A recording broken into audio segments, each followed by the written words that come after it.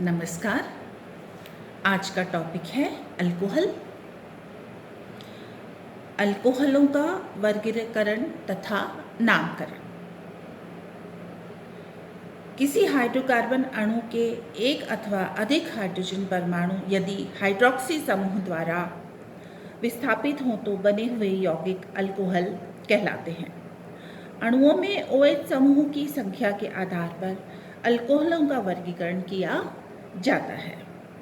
Monohydric alcohol, इनके अणुओं में एक ही OH समूह होता है, उदाहरणार्थ मिथेनॉल, इथेनॉल इत्यादि। डाइहाइड्रिक अल्कोहल, इनके अणुओं में दो OH समूह होते हैं, उदाहरणार्थ इथिलीन ग्लाइकॉल इत्यादि। ट्राइहाइड्रिक अल्कोहल, इनके अणुओं में तीन OH समूह होते हैं, उदाहरणार्थ ग्लिसरॉल। पॉलीहाइड्रिक अल्कोहल, इनके अणुओं में तीन से अधिक OH समूह होते हैं, उदाहरणार्थ सॉर्बिटॉल व मैनिटॉल। एक मोनोहाइड्रिक अल्कोहल में OH समूह के साथ जुड़े हुए हाइड्रोकार्बन समूह की प्रकृति कैसी है, इस आधार पर अल्कोहलों का वर्गीकरण किया जाता है। अल्केनॉल, इनमें OH समूह एक संतृप्त हाइड्रोकार्बन समूह के साथ जुड़ा हुआ रहता है, उदाहरणार्थ एथिल अल्कोहल या इथेनॉल। एल्कीनॉल, इनमें OH समूह एक द्विबंधित असंतृप्त हाइड्रोकार्बन समूह के साथ जुड़ा हुआ रहता है, उदाहरणार्थ एलिल अल्कोहल या प्रोपेनॉल। अल्काइनॉल, इनमें OH समूह एक त्रिबंधित असंतृप्त हाइड्रोकार्बन समूह के साथ जुड़ा हुआ रहता है, उदाहरणार्थ प्रोपाइनॉल। अल्केनॉलों में एक असंतृप्त हाइड्रोकार्बन श्रृंखला के साथ एक OH समूह जुड़ा हुआ रहता है, अतः इनका सामान्य सूत्र CnH2n+1 या ROH होता है। OH समूह से जुड़े कार्बन परमाणुओं की प्रकृति के आधार पर अल्केनॉलों को निम्न तीन वर्गों में वर्गीकृत किया जाता है। प्राथमिक अल्कोहल, इनमें OH समूह एक प्राथमिक कार्बन परमाणु से जुड़ा हुआ रहता है, अतः इसमें CH2OH समूह होता है। द्वितीयक अल्कोहल, इनमें OH समूह एक द्वितीयक कार्बन परमाणु से जुड़ा रहता है, अतः इसमें CHOH समूह होता है। तृतीयक अल्कोहल, इसमें OH समूह एक तृतीय कार्बन परमाणु से जुड़ा रहता है, for example tertiary butyl alcohol. अल्कोहलों के नामकरण की तीन विधियां होती हैं। पहली विधि है रूढ़ पद्धति, ट्राइवल सिस्टम। इस पद्धति में अल्काइल मूलक के आगे अल्कोहल जोड़ दिया जाता है।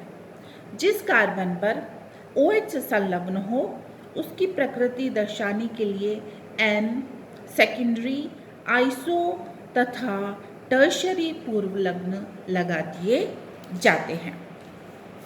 दूसरी पद्धति है डिराइव्ड और कार्बिनॉल सिस्टम। इस पद्धति के अनुसार मेथिल अल्कोहल को कार्बिनॉल कहा जाता है और अन्य अल्कोहलों को कार्बिनॉल के व्युत्पन्न मानते हैं। तीसरे प्रकार की पद्धति है IUPAC पद्धति।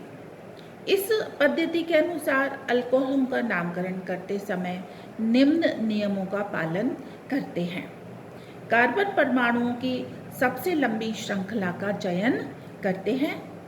OH समूह के निकटतम सिरे वाले कार्बन परमाणु से श्रृंखला का अंकन करते हैं। नाम के प्रारंभ में श्रृंखला पर जुड़े हुए एल्किल प्रतिस्थापियों का अंक व नाम लिख देते हैं।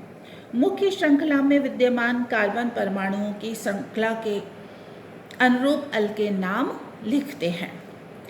एल्केन के नाम के सिरे पर E के स्थान पर OH समूह की स्थिति का अंक बताकर अनुलग्न ऑल लिख देते हैं। उदाहरणार्थ टर्शियरी अल्कोहलों का नामकरण इस प्रकार करते हैं।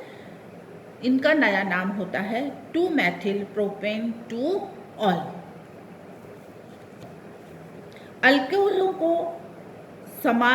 अल्कोहलों में समावयता भी पाई जाती है। पहली है स्थिति समावयता। जब OH समूह की स्थिति में भिन्नता हो तो उस समावयता को स्थिति समावयता कहते हैं। 1 प्रोपेनॉल व 2 प्रोपेनॉल या 2 पेंटेनॉल व 3 पेंटेनॉल परस्पर स्थिति समावयी होते हैं। दूसरे प्रकार की है श्रृंखला समावयता।